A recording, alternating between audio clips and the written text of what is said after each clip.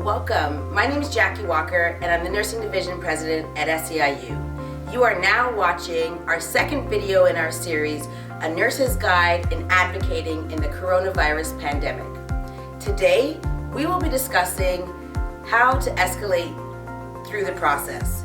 In our last video, we went through applying the PCRA to determine the level of risk as well as identify the type of PPE you need based on your clinical judgment. Through the PCRA, we identify the level of risk by looking at the patient, the activity, and the environment. After we completed steps 1 to 3, we have now identified unsafe work and will continue with the next steps to escalate. Step 4, file a workplace incident report and contact your Occupational Health and Safety Department or Joint Health and Safety Committee. File a workplace incident report and indicate on the report it is a critical incident. Then submit a copy to your Health and Safety representative. With your Health and Safety Department or committee, share the possible alternatives or solutions you suggested to your supervisor or manager in step 2. They may include the following questions. Are similar or better resources available? Can you ask the administrator for help?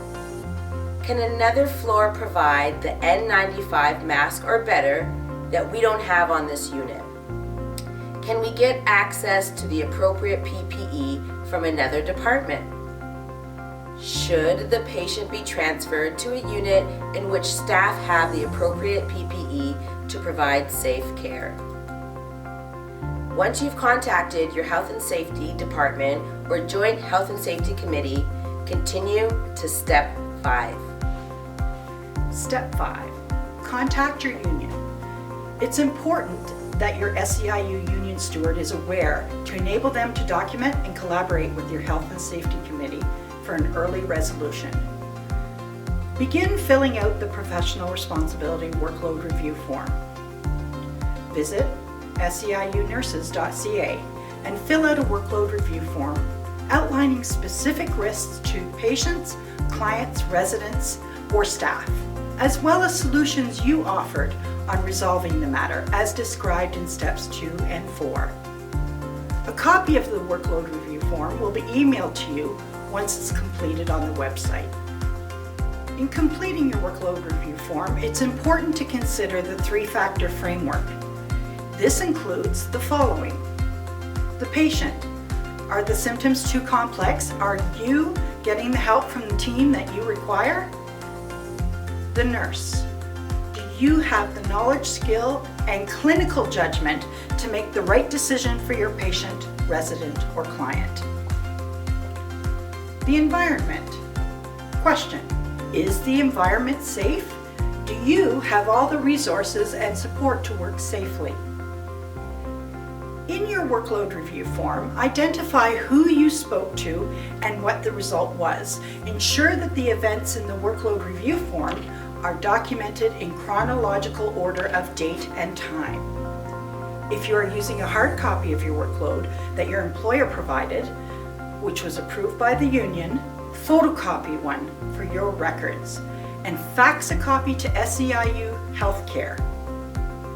We'll make sure that your service representative receives a copy. Once you've sent the workload review form to your manager, record the date for follow-up with your manager or supervisor within 24 hours. Let's break down what language you may need to include in your workload review form. The inability to meet practice standards of accountability due to increased sick time, decrease in staff causing a delay in treatment such as medication administration times not being met. Identify the staff ratios.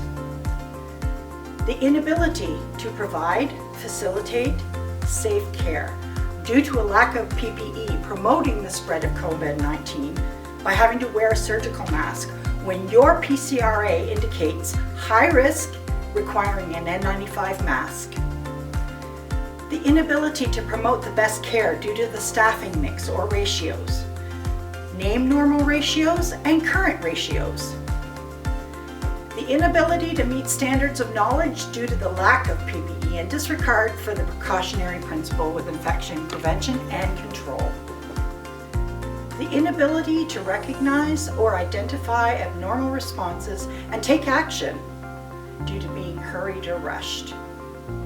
If you continue to have no resolution, proceed to step 6. Remember, it's the Health and Safety Act that gives you the right to escalate unsafe work. In our next video, we will walk you through how to maintain patient safety in accordance with the C&O's standards and guidelines. Thank you for watching this video. Please leave us a comment or give us a call at the MRC to share your feedback or questions that you might have about applying this guide. Remember, we are making these videos for you, Ontario's nurses, and we want to know if they're supportive. So please let us know. Continue to share, continue to like, and continue to be an advocate for yourself and for your patients.